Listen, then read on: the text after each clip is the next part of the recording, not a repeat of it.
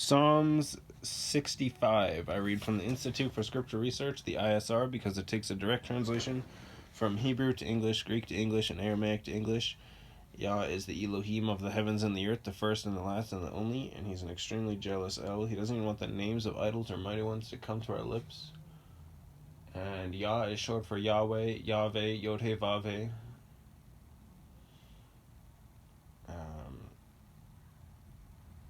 The letter J is about 600 years old, while the son of Elohim, Yehoshua, died on a stake for the sins of all of humanity more than 2,000 years ago.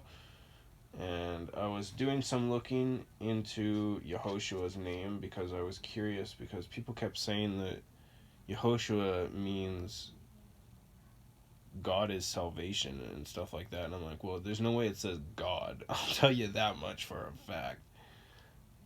And then one was saying Lord is salvation, and which I know that's not true either.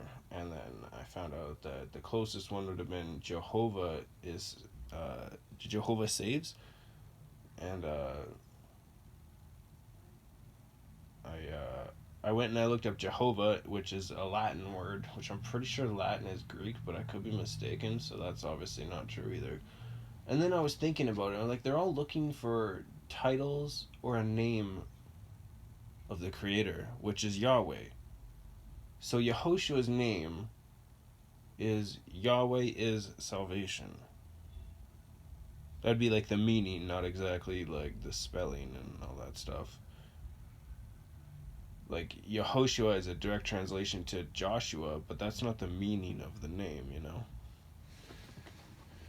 Anyways, the son of Elohim, Yehoshua, died on a stake for the sins of all of humanity more than 2,000 years ago. And a direct translation from Hebrew to English, Yehoshua is Joshua.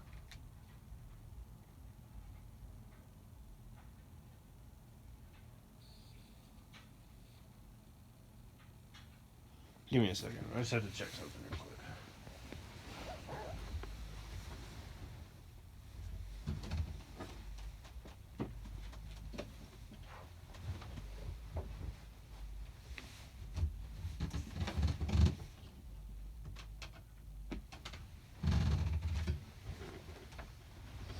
I'm just crazy. It is a ladder.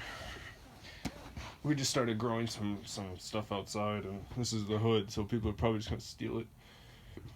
I mean, I hope not. I pray that they don't, but I mean, people just come in this yard. They jump the fence all the time. We put a bunch of little sticks through the fence. It's cute. Anyways, Psalms 56. To you, stillness praise in Sion, Tsion, O Elohim, and you a vow is paid. And to you a vow is paid. To you who hears all prayer, all flesh comes. Crooked matters were mightier than I. Crooked manners were mightier than I. As for our transgressions, you do cover them. Blessed is the one you choose and bring near to dwell in your courts. We are satisfied with the goodness of your house, your set-apart Hekel. H-E with a half a check mark, K with a line underneath of it, A-L. By awesome deeds in righteousness, you answer us, O Elohim of our deliverance.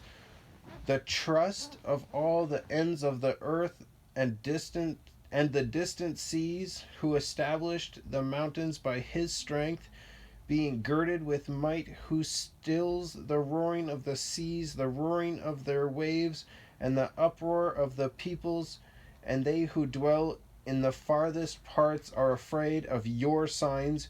You make the outgoing of the morning and evening rejoice.